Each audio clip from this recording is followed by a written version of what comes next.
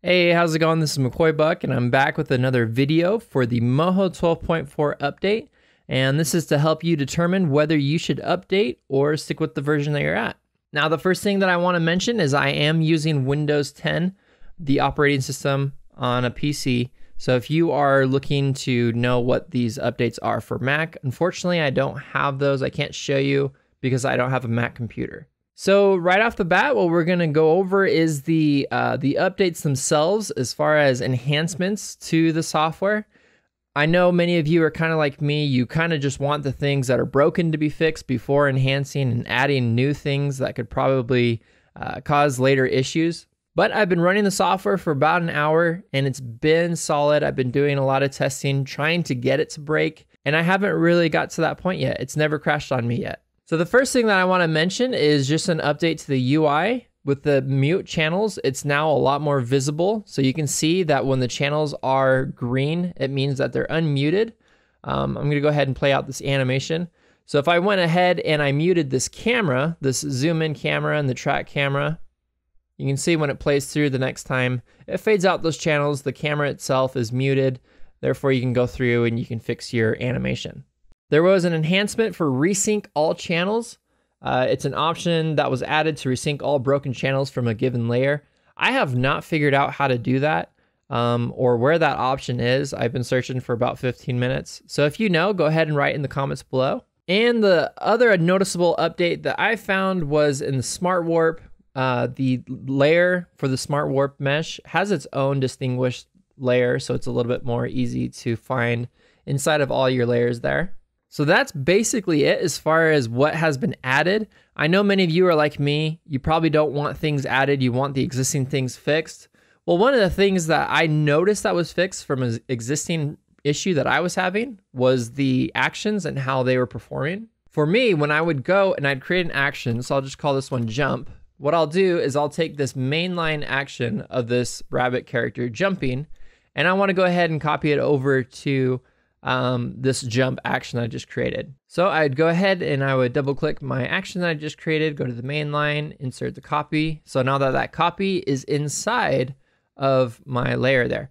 Well, for some reason for me, and again, I don't know if this is from the update or what, but it was from this exact character. When I would go back to my main line, let's go ahead and let's clear all that out. So clear it from the document. So now I have no animation in my main line. It's all inside my actions right here. And I can already actually tell that the actions have been updated. You couldn't play through your action before. For me at least, it wouldn't work.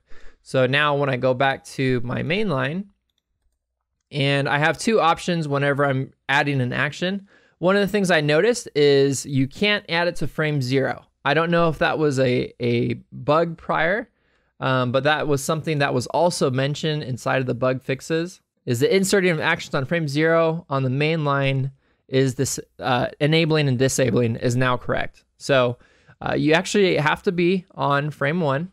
Go over to jump. You have your two options, insert a copy or insert reference. That means if I change anything inside of this main line, it's going to update automatically the action inside of my actions panel. So I'm going to go ahead and insert a reference. And now if I go ahead and I play this out, everything works as it should. Because one of the things that I think was going on prior is when there's multiple actions being added together, instead of creating an action, it creates a morph. And I think that was the bug. I think that was the bug that was fixed. And it's pretty significant because I actually wanted to do a tutorial over actions and how powerful they are, but they weren't very powerful when I could not mix more than two actions together without getting a morph file, which has been outdated since version 9. So that is basically it for this Moho 12.4 update. Again, it's a lot more solid in my opinion. I haven't had any crashes. If you found any additional updates that you think are worth noting, please mention them in the comments below. And if you like this video and you'd like to support me, I am a Moho Anime Studio instructor and I teach courses. So if you'd like to purchase my courses, right now at the day of this release, it's Black Friday. So I have Black Friday sales all the way to the end of November. But I teach anywhere between character design, character animation, character rigging. Right now I'm working on a course that you can pre-order. The pre-orders are still open.